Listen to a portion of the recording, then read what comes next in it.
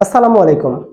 Hello HSC 26 শিক্ষার্থীবৃন্দ, HSC ICT first mission 2026 এর 2 নম্বর ভিডিওতে আপনাকে স্বাগত। আমরা আজকে দেখব সংখ্যা পদ্ধতির রূপান্তর থেকে। সংখ্যা পদ্ধতির রূপান্তর মূলত 12টা টাইপের হয়। আমরা আজকে সংখ্যা পদ্ধতির রূপান্তরের এই যে দশমিক থেকে বাইনারি, দশমিক থেকে অক্টাল, দশমিক থেকে হেক্সাডেসিমাল, এই 3টা টাইপ দেখবো। আমরা দশমিক থেকে অন্য যে কোনো টাইপে যেতে হলে কি করতে হয় সেটা নিয়ে আমরা দেখবো। আমরা একটা সংখ্যা নিলাম, যেমন 28.37।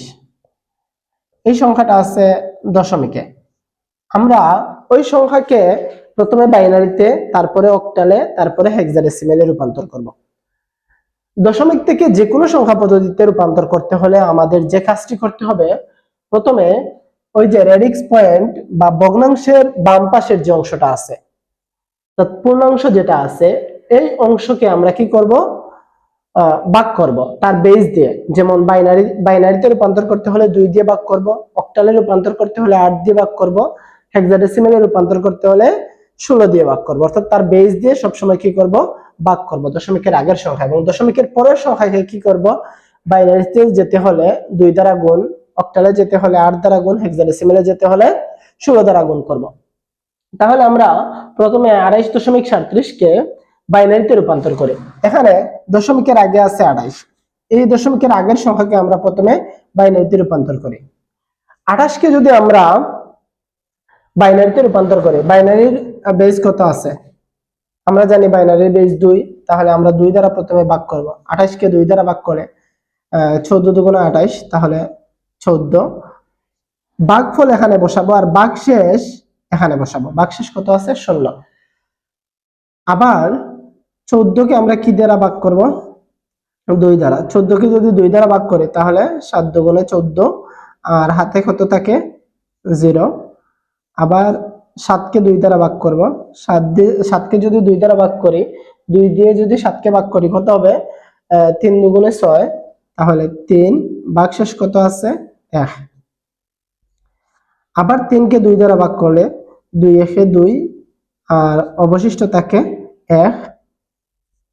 আবার 2 দিয়ে ভাগ করব। এটা সবসময় মনে রাখতে হবে, এই সংখ্যা থেকে যদি ওই সংখ্যাটা ছোট হয়, অর্থাৎ আমরা যে সংখ্যা দিয়ে ভাগ করছি ওই সংখ্যাটা চাইতে যে সংখ্যাকে ভাগ করছি সেই সংখ্যাটা যদি ছোট হয় তাহলে এখানে 0 হবে, আর ওই সংখ্যাটা সবসময় এখানে এসে বসবে। তারপর ওই সংখ্যাগুলোকে আমরা নিচ থেকে যদি উপরের দিকে ক্রমান্বয়ে লিখি, তাহলে ওই সংখ্যাটাই ওই সংখ্যার রূপান্তরিত রূপ হয়ে যাবে। যেমন 28 কে যদি আমরা বাইনারিতে রূপান্তর করি তাহলে হবে 11100। তাহলে আমরা প্রথমে এই 28 এর বাইনারি মান পেয়েছি 111, তারপরে কি আছে, 00। এই 28 কে বাইনারিতে রূপান্তর করলে কি পাওয়া যায় তা আমরা আশা করছি সবাই বুঝতে পারছি। আচ্ছা, তারপরে আছে 0.37। আমরা 0.37 এর দিকে যাচ্ছি। এখন 0.37 কে যদি আমরা বাইনারিতে রূপান্তর করতে হয়, 0.37 কে যদি আমরা বাইনারিতে রূপান্তর করি তাহলে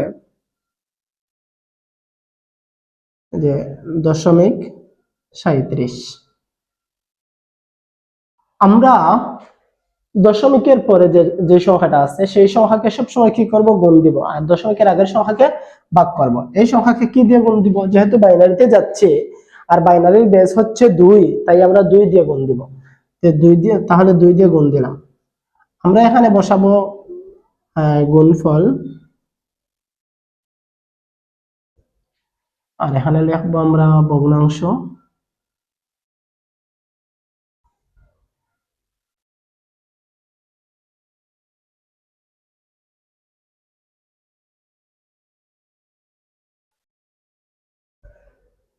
পূর্ণাংশ। আচ্ছা, 37 কে 0.37 কে যদি 2 দিয়ে গুণ দেই, 7 কে যদি 2 দিয়ে গুণ দেই, 7 দুগুণে 14, 14 4, হাতে থাকে 1।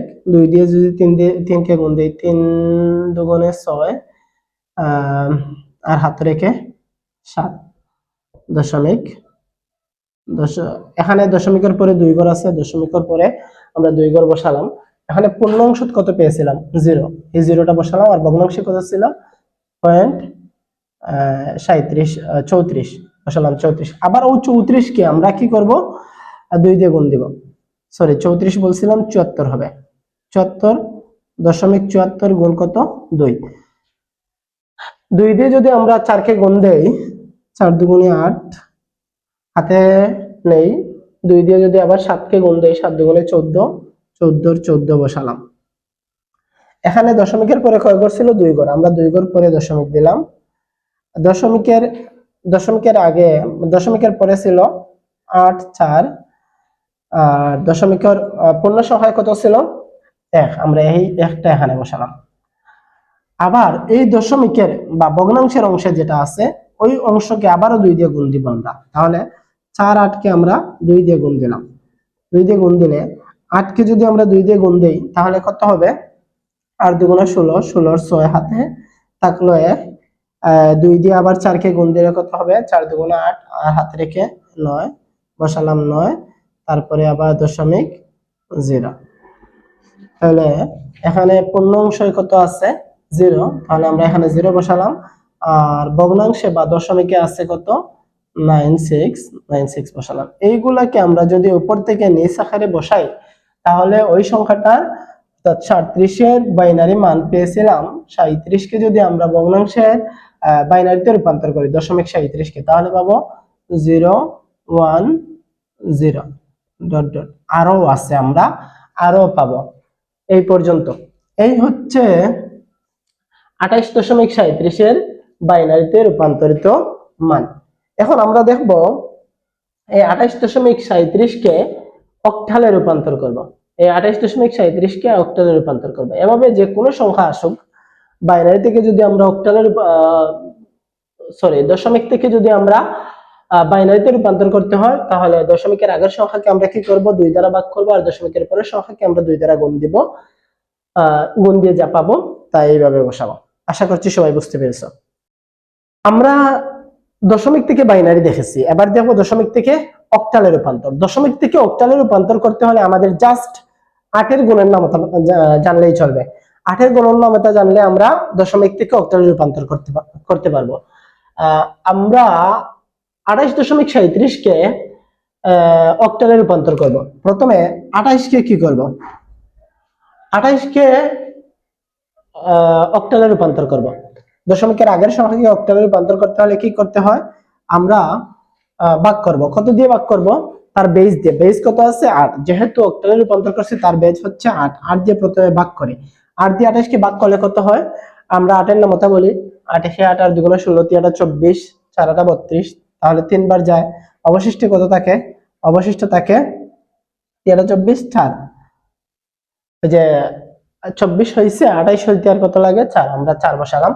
এবার আবার 8 দিয়ে এই 3 কে ভাগ করবো। 8 দিয়ে যদি 3 কে ভাগ করি, বেজের চাইতে এই সংখ্যাটা ছোট আছে, তাহলে কতবার যাবে, 0 বার। অবশিষ্ট কত থাকবে, এই 3, আমরা এই 3টা এখানে বসালাম। তাহলে কত পেলাম আমরা, এই সংখ্যাটাকে নিচ থেকে উপরের দিকে সাজিয়ে লিখলে কি পাবো, তার অক্টালে মান পাবো। তাহলে আমরা কত পেলাম, 34 পেয়েছি। এই 28 এর অক্টালে রূপান্তরিত মান হচ্ছে 34 দশমিক, তারপরে সংখ্যাকে আমরা আবার অক্টালে রূপান্তর করব। এখানে 37 কে যদি আমরা অক্টালে রূপান্তর করি তাহলে দশমিক 37 এই সংখ্যাকে কত দ্বারা গুণ দিব, প্রথমে 8 দ্বারা। 8 দ্বারা যদি আমরা গুণ দেই তাহলে কত পাবো, 8 দিয়ে 7 কে গুণ দিলে 7 8 56, 56 6 হাতে থাকে 5, 5 দিয়ে আবার 8 দিয়ে 3 কে গুণ দিব, 3 8 24, 24 আর 5 এ কত হয়, 24 25 26 27 28 29, 29। এখানে দশমিকের পরে 2 ঘর আছিল, তাই আমরা দশমিকের পরে 2 ঘর বসালাম। এই ভগ্নাংশের ঘরে আমরা 0.96, আর পূর্ণ সংখ্যার ঘরে আমরা এই যে পূর্ণ সংখ্যার দশমিকের আগের সংখ্যা অর্থাৎ 2 এটা বসাবো। আবার আমরা এই দশমিকের বা ভগ্নাংশের সংখ্যাটাকে অর্থাৎ 96 কে 8 দিয়ে গুণ দিব।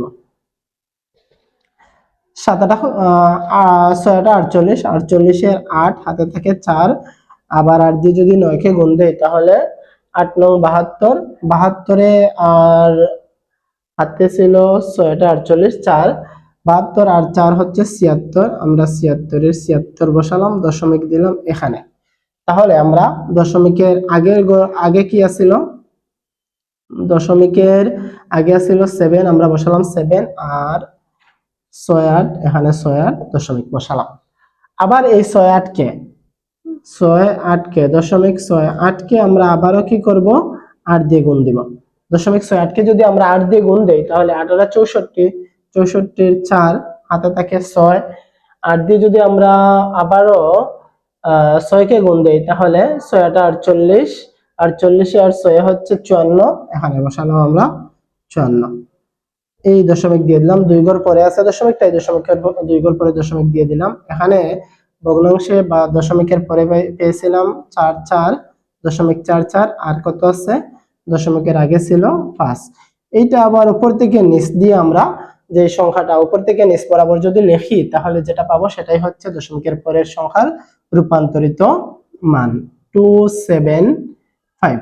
তাহলে 28.37 কে যদি আমরা অক্টালে রূপান্তর করি তাহলে কত পাবো 34.275। এটাই হচ্ছে অক্টালে রূপান্তরিত মান। আশা করছি অক্টালে রূপান্তরিত মান বুঝতে পেরেছো। ওকে, এখন আমরা দেখবো দশমিক থেকে হেক্সাডেসিমেল। দশমিক থেকে হেক্সাডেসিমেল দেখতে হলে বা জানতে হলে আমাদের যে বিষয়টি জানতে হবে জাস্ট 16 এর নামতা। 16 এর নামতা পারলে আমরা দশমিক থেকে হেক্সাডেসিমেলে রূপান্তর করতে পারবো। আগেরটা যেমন বাইনারি থেকে দশমিক থেকে বাইনারিতে যেতে আমরা কি করেছিলাম 2 দিয়ে দশমিকের আগের সংখ্যাকে ভাগ এবং পরের সংখ্যাকে গুণ দিয়েছিলাম। অক্টালের ক্ষেত্রে দশমিকের আগের সংখ্যাকে 8 দিয়ে গুণ এবং দশমিকের পরের সংখ্যাকে 8 দিয়ে ভাগ এবং দশমিকের পরের সংখ্যাকে 8 দিয়ে গুণ দিয়েছিলাম। ঠিক একইভাবে হেক্সাডেসিমেলের ক্ষেত্রেও দশমিকের আগের সংখ্যাকে আমরা কি করব 16 দিয়ে ভাগ করব এবং দশমিকের পরের সংখ্যাকে 16 দিয়ে গুণ দিব। এখানে 28 আছে, আমরা 28 দশমিকের আগে আছে 28, 28 কে কি করব প্রথমে 16 দিয়ে ভাগ করব। 16 দিয়ে ভাগ করলে 16 একে 16, 16 32, 2 দিয়ে বেশি হয়ে যায় তাহলে একবার যাবে, একবার গেলে এখানে কত অবশিষ্ট থাকে 16 28, অবশিষ্ট থাকে 12, আমরা বসালাম 12। আর আবারও আমরা 16 দিয়ে ভাগ করলাম, যেহেতু এখানে 16 এর চাইতে ছোট তাহলে 0, আর অবশিষ্ট কত থাকবে এই 1 বসালাম। আমরা জানি এই সংখ্যাটা নিচ থেকে উপর দিকে বসাতে হয়, তাহলে 112 যেহেতু হয় না, হেক্সাডেসিমেলে 12 এর একটা নির্দিষ্ট সংখ্যা আছে, একটা সংখ্যায় প্রকাশ করতে হয়, সেটা হচ্ছে 10 কে এ দ্বারা প্রকাশ করা হয়, 11 কে বি দ্বারা, 12 কে সি দ্বারা, তাহলে 12 এর পরিবর্তে আমরা সি লিখবো। কত লিখবো সি লিখবো। তাহলে 28 এর হেক্সাডেসিমেলে রূপান্তরিত সংখ্যা হচ্ছে 1c। আমরা এখানে পেয়েছি 28 কে হেক্সাডেসিমেলে রূপান্তর করলে পাবো 1c। তারপরে আছে 37, 37 কে যদি আমরা দশমিক 37 কে যদি আমরা হেক্সাডেসিমেলে রূপান্তর করি তাহলে দশমিক 37 গুণ কত 16। আমরা 37 কে 16 দিয়ে প্রথমে গুণ দেব। এই সংখ্যাটা একটু বড় তাই আমরা ক্যালকুলেটরের সাহায্য নিচ্ছি। প্রথমে আমরা কি করব 37 গুণ 16, তাহলে 592। দশমিক আছে 2 ঘর পরে, তাহলে এখানেও 2 ঘর পরে দশমিক দিয়ে দিলাম। এখানে এই ভগ্নাংশের ঘরে এই দশমিকের পরের সংখ্যাগুলা যেগুলো আছে অর্থাৎ 0.92 আর এই যে পূর্ণ সংখ্যার ঘরে এখানের 5 সংখ্যাটা দশমিকের আগের সংখ্যাটা বসিয়ে দিলাম। তারপরে আবারও 0.92 কে 16 দ্বারা গুণ দেব। 0.92 কে 16 দ্বারা গুণ দিলে কত হয় 92 * 16, তাহলে 1472।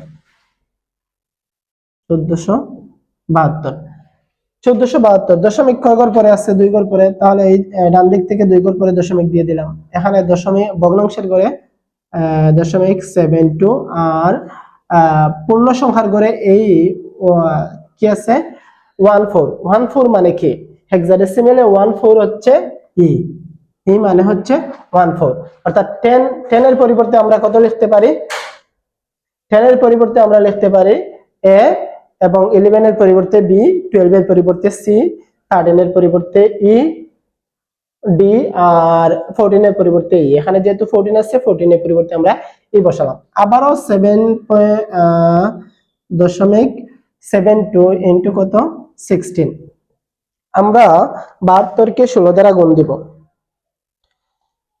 72 গুণ 16, সমান 1152।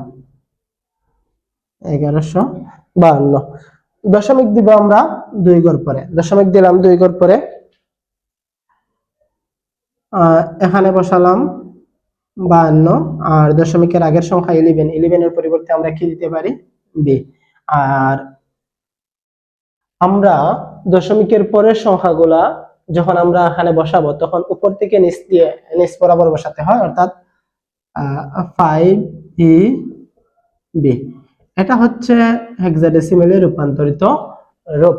অর্থাৎ 28 কে আমরা যদি হেক্সাডেসিমেলে রূপান্তর করি তাহলে পাবো 1C.5EB। আরো আছে, আরো আমরা পাবো, তাই এখানে ডট দিতে পারি। এই ছিল দশমিক থেকে বাইনারি, অক্টাল বা হেক্সাডেসিমেলে রূপান্তরিত রূপ। আশা করছি সবাই বুঝতে পেরেছেন। সবাই ভালো থাকবেন। আল্লাহ হাফিজ। আসসালামু আলাইকুম।